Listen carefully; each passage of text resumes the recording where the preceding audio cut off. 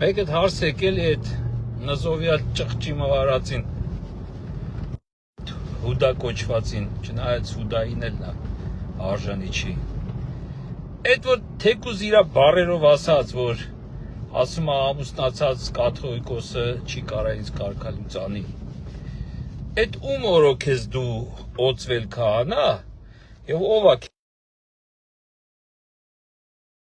կարելի է ես չէր կարելի, քո խոսքերով եմ ասում, ոչ թե քո ասածը։ Պես